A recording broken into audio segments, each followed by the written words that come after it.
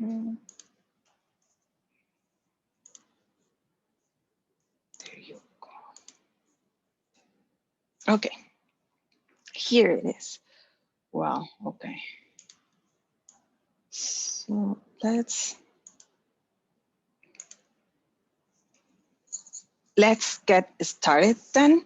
And we're gonna talk today about minorities in STEM. So I am Nallely Gomez, and I'm gonna be sharing this presentation with Arturo Garrido. And the topics that we're gonna address are who are minorities here in the Silicon Valley, the bias that we face, and the future, where we're looking forward to achieve in the coming years. And a little bit about my background. I'm Nallely Gomez. I'm a woman, I'm an engineer, an entrepreneur, a Latina from Mexico, Mexico City to be precise, a mother, and an immigrant here in Silicon Valley. So all of this is why they just made me a minority, right? I mean, we are not too many women here, especially if you just combine two of them. So you can actually get to see that that is a minority. So you can say I'm a woman and I'm an engineer, so that's a minority.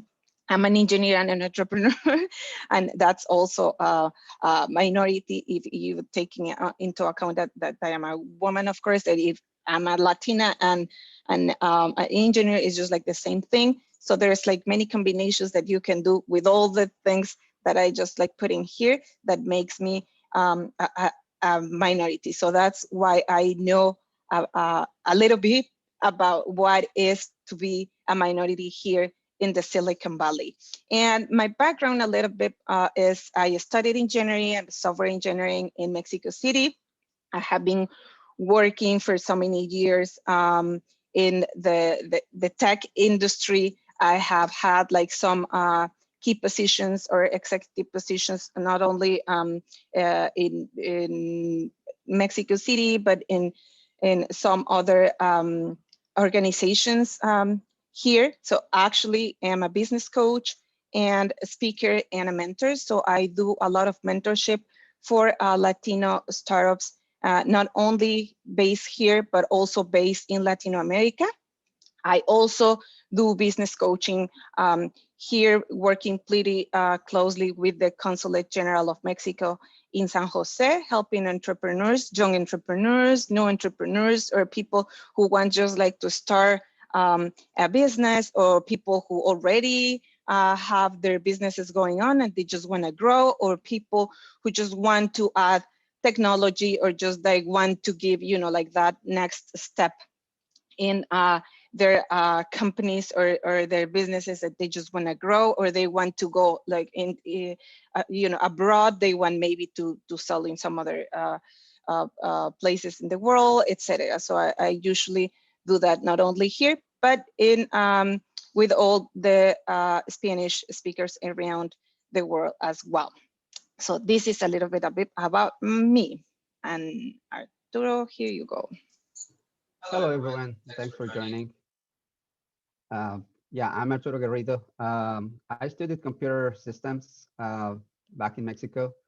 Since I was at the university at college, I started working on internet, building web applications. So I've been on STEM all my life. I remember my first computer. It was the, monochromatic, very basic hardware. But since then, I was fascinated by computers, but what you can do with computers, programming, and fortunately, that's what I spend most of my days still today. So, like I said, since college and before that, I've been working with computers. So I have more than 20 years of experience, professional experience building. Started building websites. For those who remember, those Flash intros. I used to do work on those. And over the years, I founded two companies. Uh, Back in Mexico, we were consultants and providers building websites for government, for big enterprises, for small companies. And then it's when I started also connecting with people here in Silicon Valley and with other friends, and trying to promote entrepreneurship and having more people access to technology, and how we could at that time how we could help them to achieve what they were like thinking, their ideas, how technology was able to help them to build the systems so they will be able to help even more people. So with that in mind, and with some of my friends at that time, we started a podcast. Uh, we had a good run with that podcast because that connected us with a lot of people, not only in Mexico but here in Silicon Valley. We start building bridges with people, with nonprofit organizations here in the valley, uh, and that led to myself starting two small startups related to Twitter. I was mentoring, I was participating and promoting events back in Mexico and here to, again, bring more people, get more, bring people more close to technology, boot camps, entrepreneurship, like the 101s about how it's to start up a company, start up a business, start up a technology product. So I spent a few years there, and that's when we moved to California. Like a lot of us, other people comes here with a good idea around technology. So that was a good challenge, and I will talk more about that later. And while I was doing that, I was called. There was an opportunity to interview for Tesla. So since 2012. I've been working at Tesla. I was promoted 3 times, and now I'm senior manager of software engineering. I work at the digital experience group. So it's amazing. It's been an amazing journey at Tesla. And thanks again for joining us today.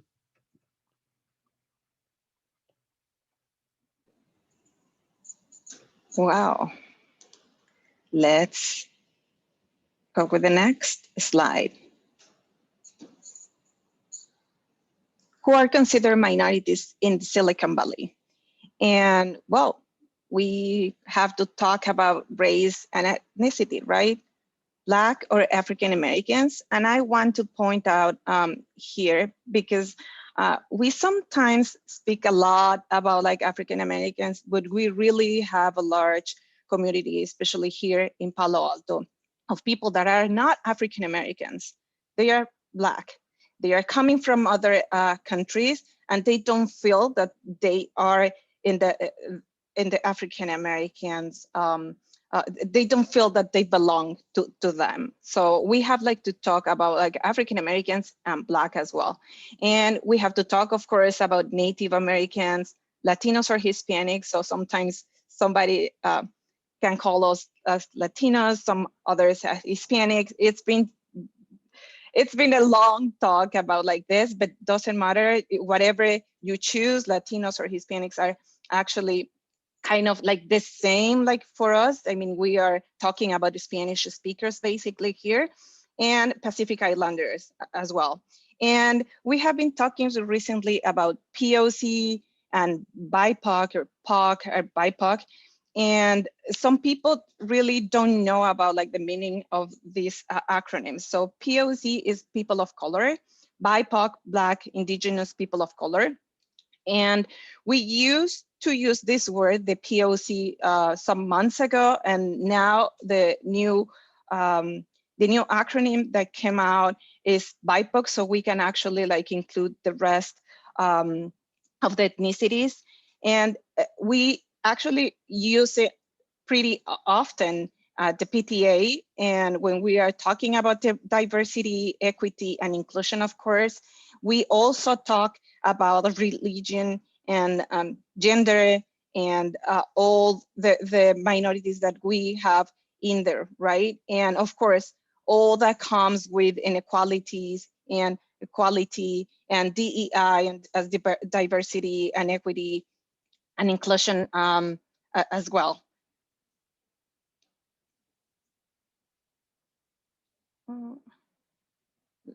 Okay, let's talk about PAUSD. Let me see, I'm gonna Okay. Uh, True. Yeah.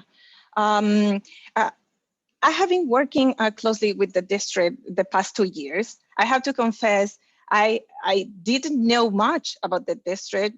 We have been expand here over 9 years already, and we didn't get to know really good how the district worked.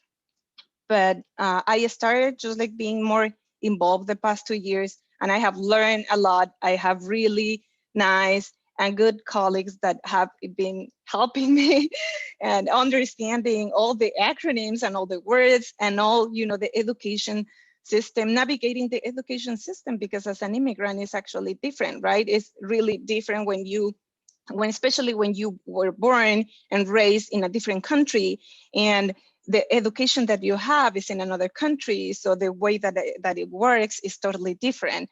And then you get in here and you have to start learning with your kids, and you have to start like learning about how to navigate the education system. What is this? What is that? And especially when you come to a place that is like very diverse, just like Silicon Valley is, and especially Palo Alto, and you have to know, you need to know what to do. You need to know like a lot about like all the cultures and everything, the needs that are totally different than in your country. And especially me, right? We're coming like from Mexico. In Mexico, you get to see Mexicans all the time, right? It is pretty rare that you get to see people from other backgrounds. I mean, we do if you live in Mexico City, in the main city, but it's not like that common. I mean, you don't get to have a classroom, plenty of people from different parts of the world, just like you do here.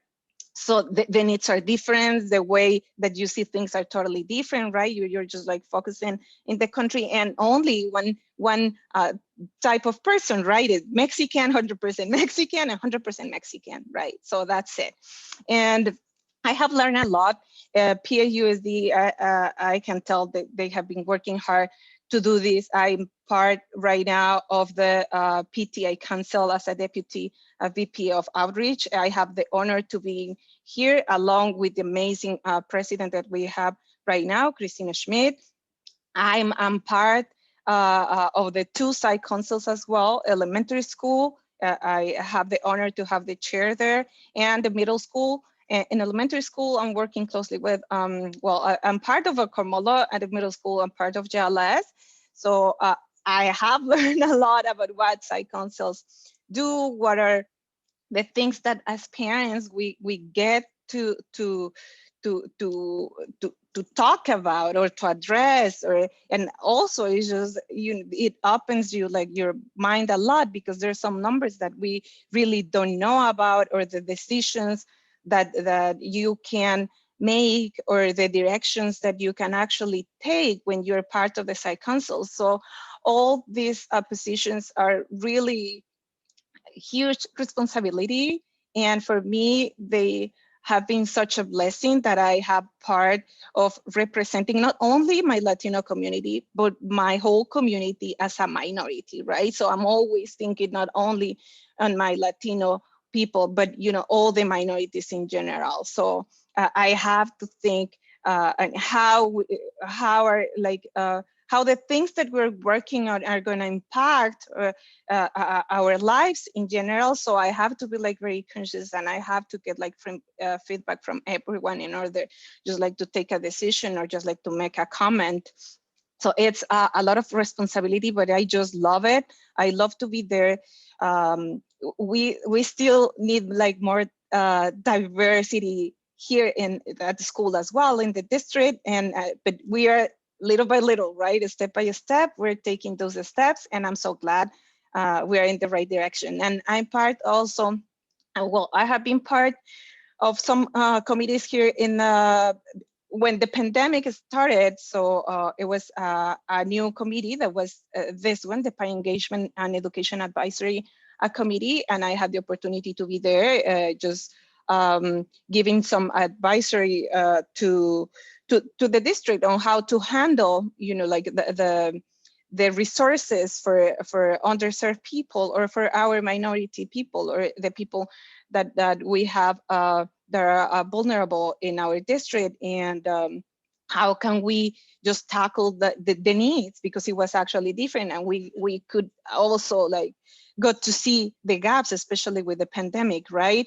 We realize that the gap is not like short, it is actually pretty big. And I'm glad we got to see that too, because we are more aware, we're more mindful about that, so we can actually address it and tackle in a better way. So the committee ended. It lasts only like a couple months, and then we work on that. And now I'm part of two new committees. So the CC EIS, the Comprehensive Coordinated Early Intervening Service, that we basically talk is just like a very huge name, but we talk about disproportionality basically, and we talk about IEPs, special education, we talk about minorities, of course, underserved population, and some other things. So we're trying to address all of this. Palo Alto is sadly in this warning zone in California, where we really have a high disproportionality, and we have been working on.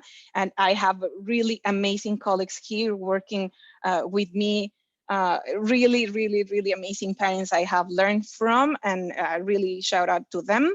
And I'm working also with the committee that is focusing on English learners here in Palo Alto as well. So we have been working also on the needs that all the kids and their families have when they are just moving to either moving to Palo Alto or to the US. I'm also a room parent in El Carmelo Elementary School, and also work closely with a Project Cornerstone team as a classroom lead there. And of course, one of my sons, the one who's jealous, he's also involved. We have been pushing him also to be part of the community and take the seat at the table. And he's part of the literature selection committee representing JLS.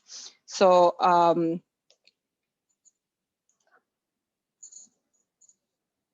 that's yours. Oh, that's yours, Arturo. Yeah. So talking about minorities and the workforce.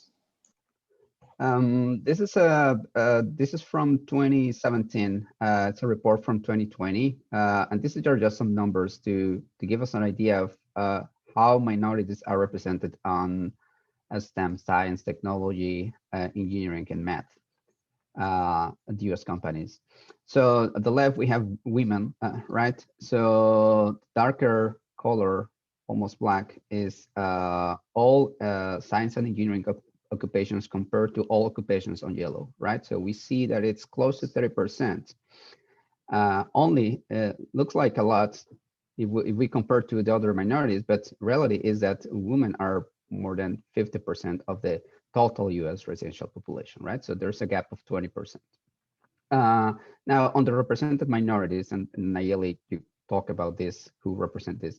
All occupation is slightly below 20%, but on STEM, science and engineering, is even lower, just slightly above 10%. Blacks, and I will say, it's not showing the numbers for Latinos here, but it's along the same numbers. It's below 10%. And on science is even most of the times below 5%. So there's really a huge gap and a huge opportunity to bring more people and represent more people and include more diversity on these areas. And this is another graph. This is for PEW research from last year. And it's along the same numbers, right? We have at the top, we have white, and this is representation by race and ethnicity across science, technology, engineering, and math occupations. So we see that white is, the mean is at 67%. Asians, 13%. Um, and what I mentioned before, Black, Hispanic are below 10%, and others is almost, yes, almost at the low end. It's just 3%. So again, these are just some more numbers to give context, but we all know how is that reflected the workforce.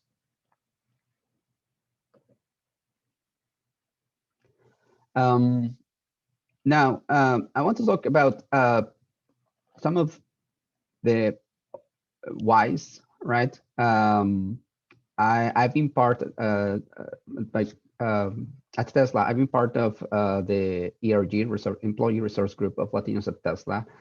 I've participated on diversity and inclusion events and reports, so I have some perspective there.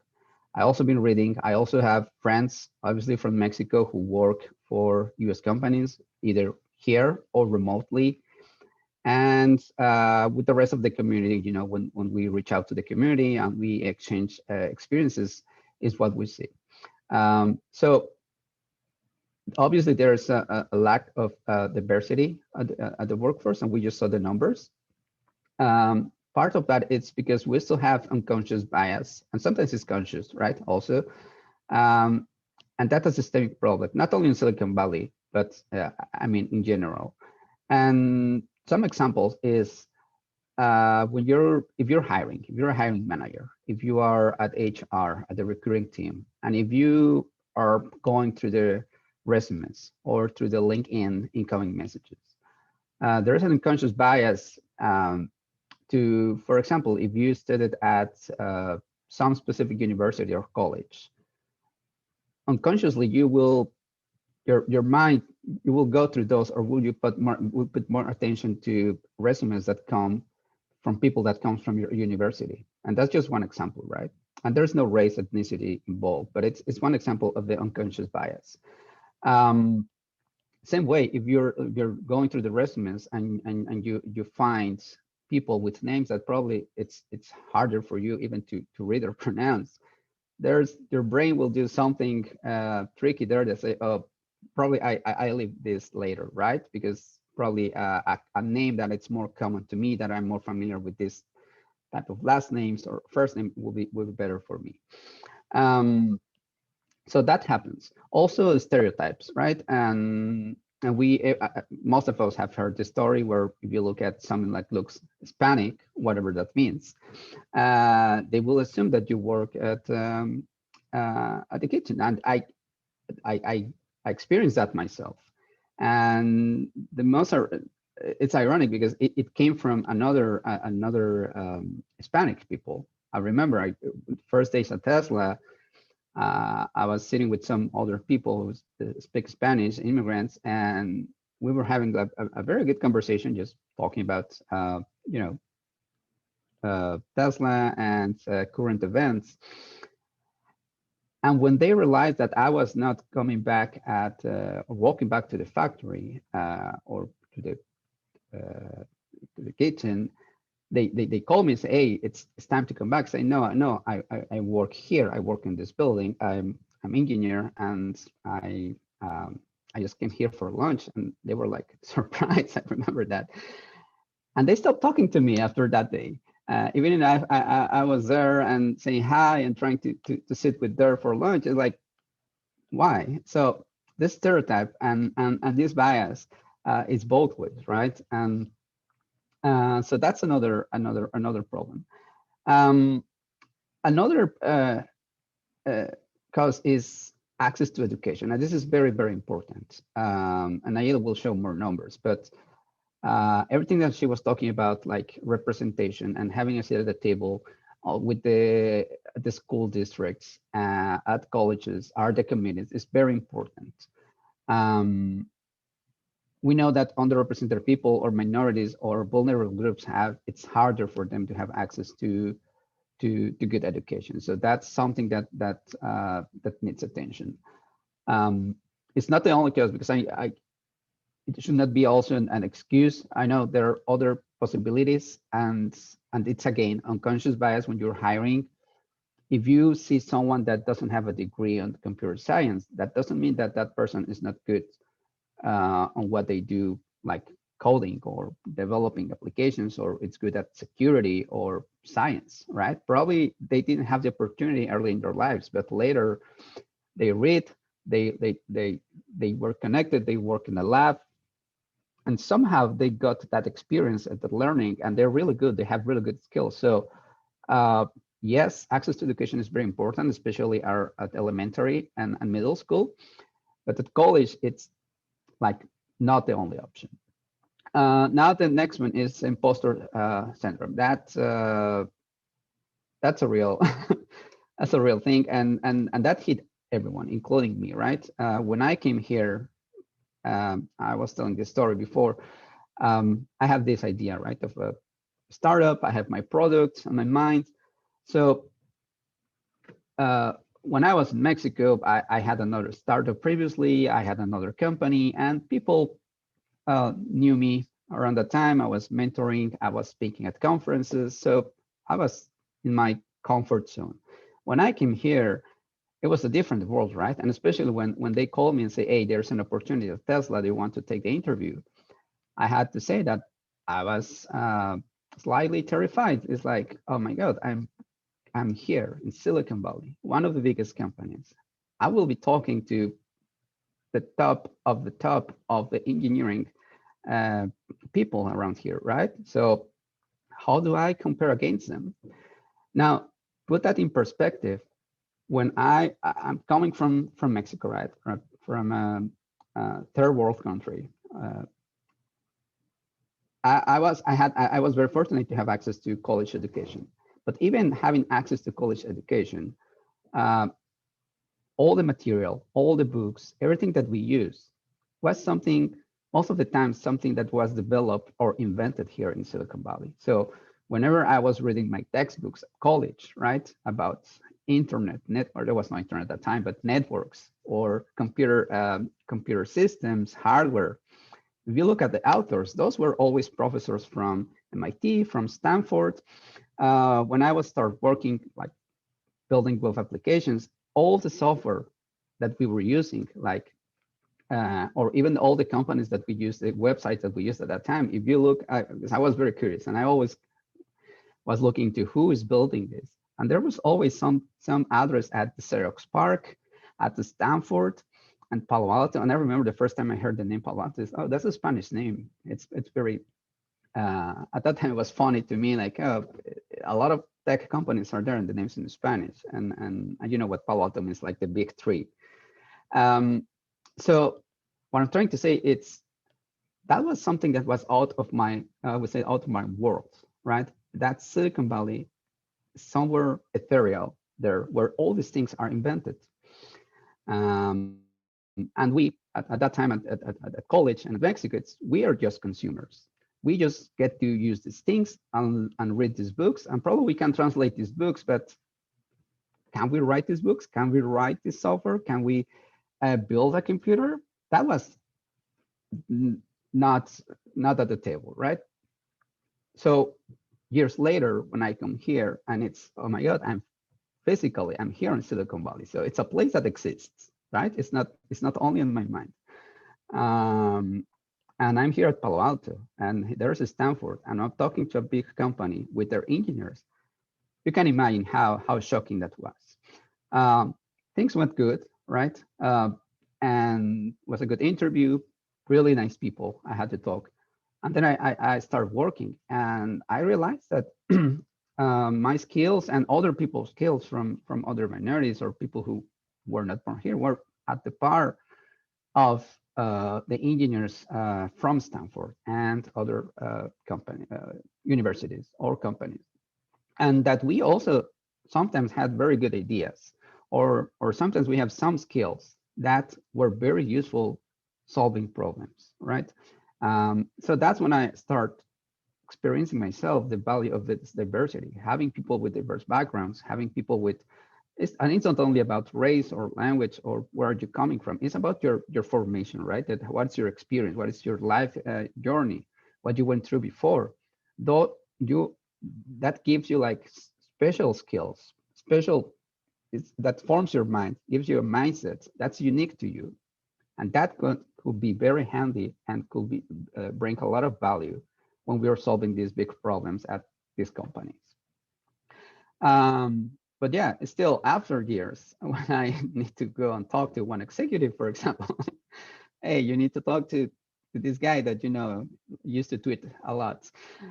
It's like, okay, I need to prepare myself mentally, right? And it's always shocking, but I do like I learned to enjoy those moments because that puts me out of my comfort zone. It's like, okay, no, I need to do this again. Um, and at the position that I have now, I have the possibility and the responsibility to promote this diversity. So I work very closely with recruiters.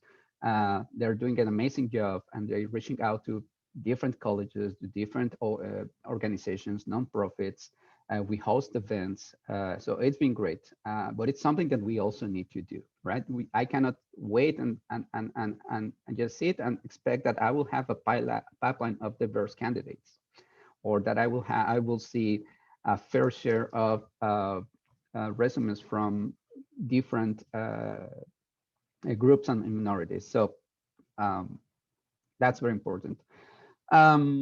Yeah, and that covered the two other topics. Discrimination, in my personal experience, is not that bad. It's probably because the companies I've been working at or the people who I've talked to, but sometimes it happens, right? So I think we can move to the next one.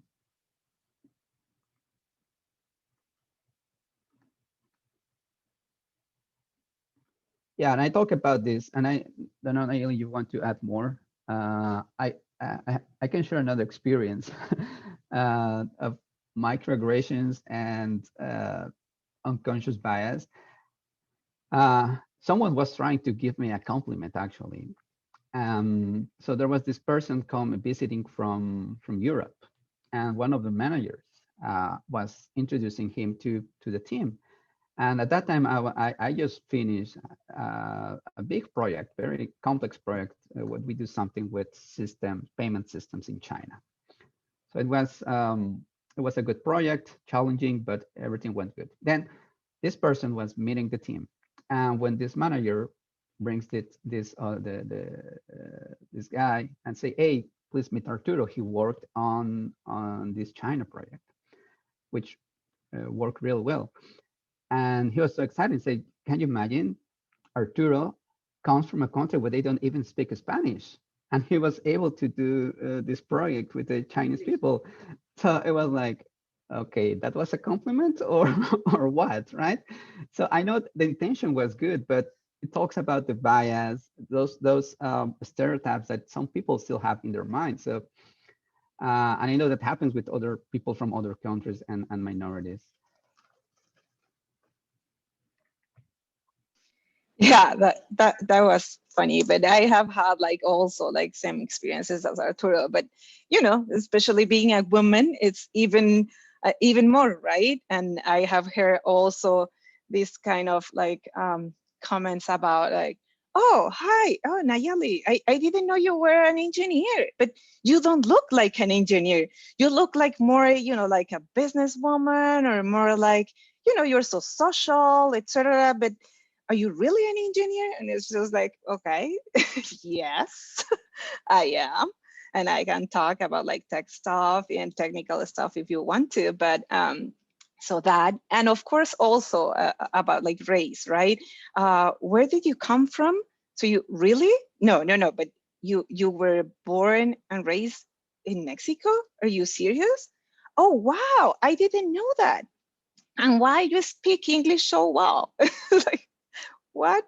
Seriously?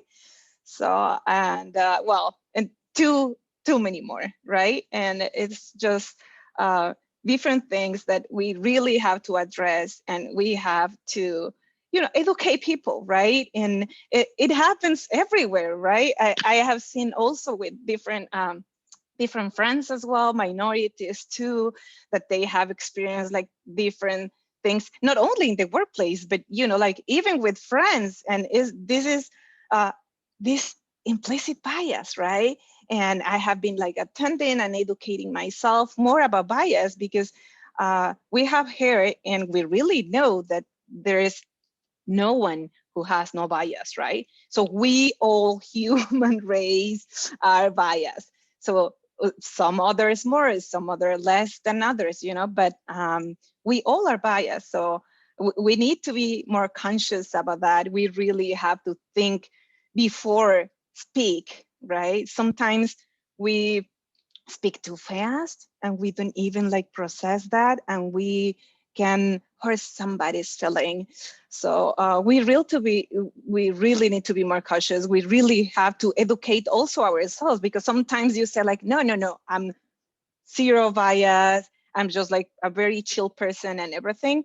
But no, we have like the opportunity to grow and to educate ourselves is really high. So I really encourage you to keep on learning. And I would like to share like this image that I like, because we have seen the one that only has these two, right? Like equity and equality, but not this one. And I really would like to address this one, because this is what we were talking about, like systemic bias and inequity and everything. So the first image is assumed that everyone will benefit from the same supports, right? So you give them like the same to the maybe I'm assuming that is the dad, or maybe the oldest brother, and the kid and the little one, right? So you gave them just the same box or the same stuff, and you think that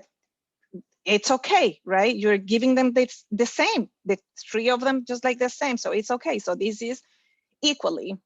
But this in the second image, so individuals are given different supports to make it possible for them to have equal access to the game. So this is equity, right? So giving what they really need in order just like to get to see the game, right? So this is different. So they're seeing like the baseball game here. So they get to see, they didn't get to see here, not all of them at least.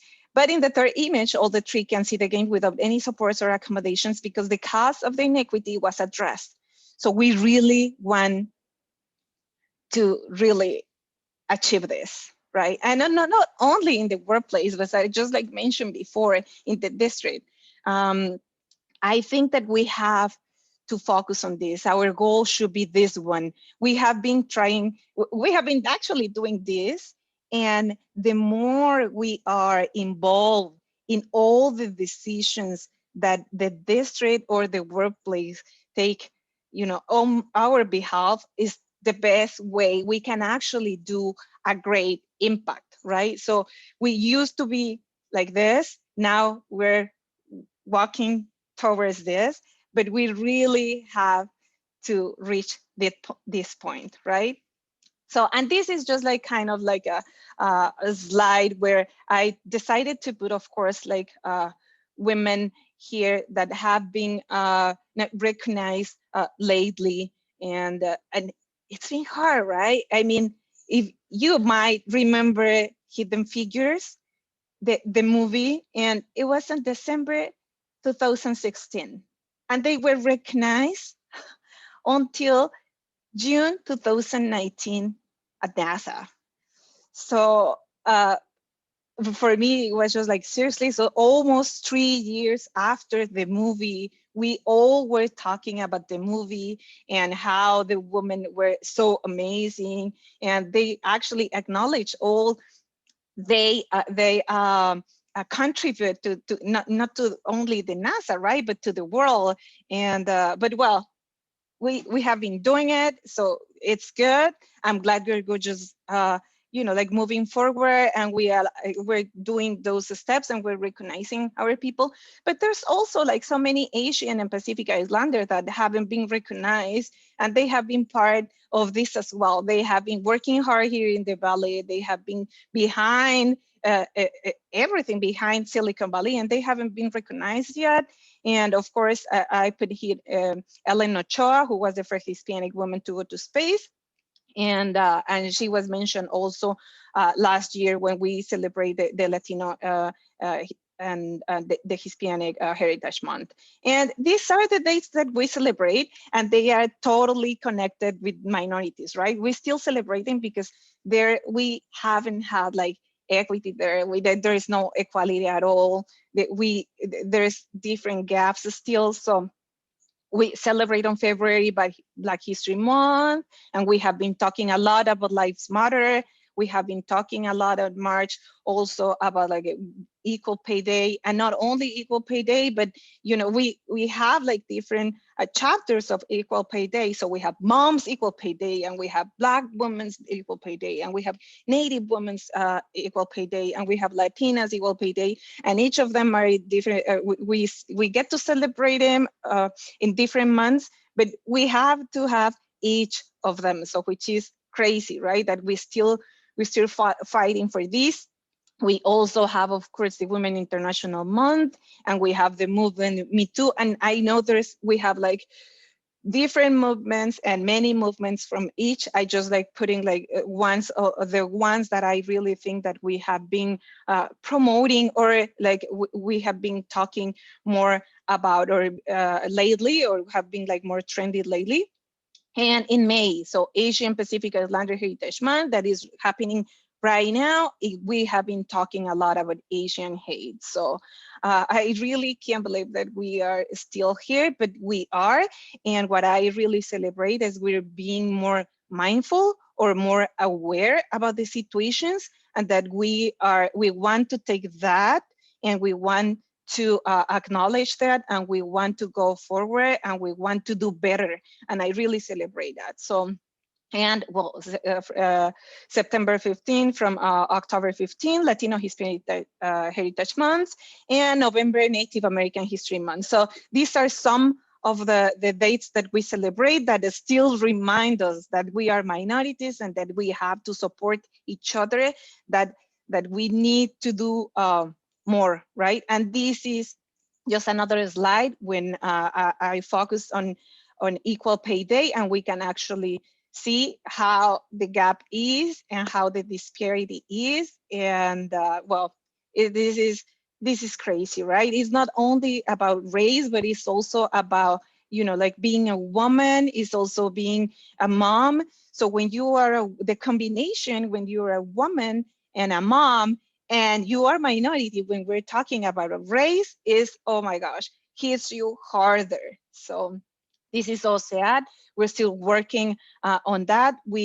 Every time we talk about this, we have like to think about like new ways to believe in ourselves. And just what Arturo talked about, the imposter syndrome, right? I think like as a mom, once you have the opportunity to be a mom, so that is hits you really hard, right? Because we are always like thinking, am I gonna be capable to do this and that, because I have like now to take care of my kid or whatever. Or so we always have that thing running in our head, and that can we actually do it good? I'm not so sure we can do it. And no, I cannot do it now because I'm a mom and I have, like other responsibilities. I'm not so sure I can be 100% or whatever, right? So there are things that always are just contaminating our mind.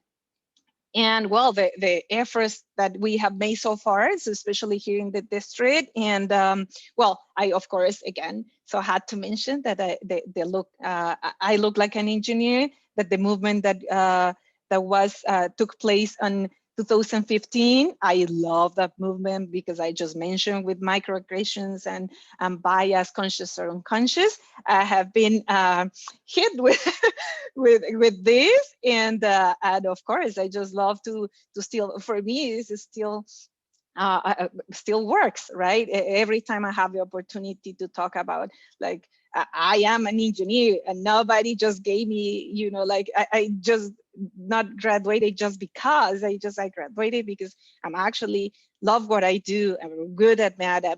I can tell I'm a nerd when it comes to math, though, because I really love math. I really love it, and that, right. So it's I love here because we can get to see everything, right? So that movement, I loved it. I loved that all the girls and ladies all over the world just like putting the signs and describing what they were doing. So, oh my gosh, for me it was just like very exciting just to see how many things we are achieving. And well, we talk about, we have of course the Me Too, the Stop Asian Hate, the Black Lives Matter, and the Palo Alto 2021 Day Racial Equity Challenge. I hope you did it. And if you haven't done it before, well, we still have the website here, and I love that initiative, and I really I encourage like the district to keep on doing that, and of course like the efforts with all the committees here in PAUSD, that and especially with the PTA Council and the local PTAs in each school here in the district, the efforts that we're doing of having like more committees or more representatives at the schools, so we can actually be more diverse, and we can actually be, you know, like upstanders as well. And we all the voices are here, right? And what I love also is that we do have a multicultural calendar. With, for me, is everything about inclusion. So California had California PTA had a multicultural calendar. I had the link here in the presentation. I love it because it includes like everyone, and it's amazing. And I talk already a lot. Arturo, you wanna tackle this last slide? Yeah, I think it's a summary, right? What's ahead? You talk about equity, um, community belonging. I think that's really important. Uh, don't how can I say it? It's like help to build these safe spaces where the people can be themselves. I think that's really important because that will build community. That will help with this sense or feel or belonging. With that, if we do that, then those people, the people can bring the best of themselves. And that's where they will excel at their skills, at what they're really good at. I talked about this before, but I think training at all levels, right? It's really important. And access to education, help to give access to education and also educate ourselves. We talked many times about unconscious bias, so we need to acknowledge that and improve it. Safe spaces, what I just mentioned, right? We need to help build the safe spaces, and we need to share with other people and bring those people to these safe spaces. I think the participation it's really important, and that will increase, like what Nallely mentioned about representation, about the community. It's a challenge, and I know when I was part of the ERG Latinos at Tesla, it was a challenge for us to reach out to people and bring people because of all the things that we talk over the past few minutes.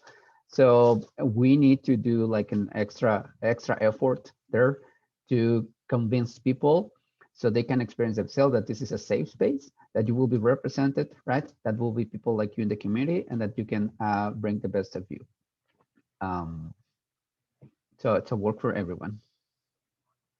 Yeah, especially don't forget to take that seat at the table. So if you have the opportunity to be there, so raise your hand and be there. So make all our voices heard. You're representing our community. So our communities, minorities, we are minorities. So we represent every single one that is a minority here, right? And I'm talking not only here in Palo Alto or the Palo Alto school district, but in general. I mean, here in the Bay, especially if you are outside of the Bay, if you're in California or in another state, etc. So represent us. So take that seat, train people, educate like all your colleagues, talk to them, explain them the things that they don't understand about your culture, that they don't understand about your ethnicity, about your background. So explain them, take the moment to do it. We have to educate a lot people. So especially they have to have a better understanding about what we are, how we think, what are our needs, what we are like looking forward to, what are our goals, what are our dreams, how can we do things, etc. So support each other also. If you are seeing that there's someone from our community, minority community, representing us, so support them. Give them all the information they are asking, because they are taking time to represent us well. So if you don't have the time, but there's someone else's who's doing it, so let's reach out our community together. So the hardest thing to do is always reaching out, right? So outreach is hard. So we are all busy. So especially here in the Bay, everyone is like totally 100% busy, not only with work, but as well, like a school or, personal things. So we don't have much time, but we have to focus on what is important. We really have to work and keep working. This is not something that happens overnight, people. So we have to fight for it, and we have to teach also our kids to do it, to do the same, to speak up, to educate his friends, to everything. So everything is about like educating, community, and belonging. For me, I have been like repeating all over all over again about belonging all across the district. I have been talking a lot about belonging, but for me is that we really need to feel that sense of belonging. So this is human race needs to belong, right? So we really need to have that. And once we reach that point, once we belong, we feel that we belong, so everything is magic. So everything happens. So we can get things done, and we can move forward, and we can tell that the work is done, but it's still like so much to do. So thank you so much. I really want to appreciate you all for being here, and let's connect. Yeah, and you mentioned that take the seat at the table, but I also think it's important, if we have the opportunity to have a seat, think of those who doesn't have the opportunity. So it's not only raising our voice for our community, but also help others have their own voice. So share the seat at the table. If it's not possible to have another seat for other group, for other minorities, share your seat. So I think that's very important. And I always say this this is not only because I'm Latino or Hispanic. It's about all the minorities and diversity. Like I said before, it's not only about race and ethnicity. All we have unique skills and backgrounds, and all of those should be should have an opportunity to speak and have a seat at the table.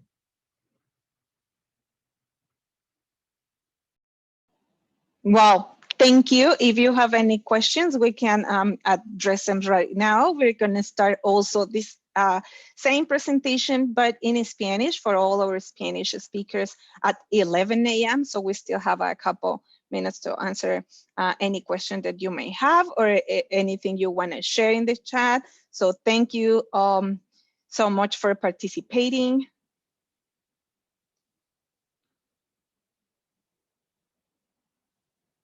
It was a pleasure being here with you. Yeah, thank you, everyone. Thanks for the invitation.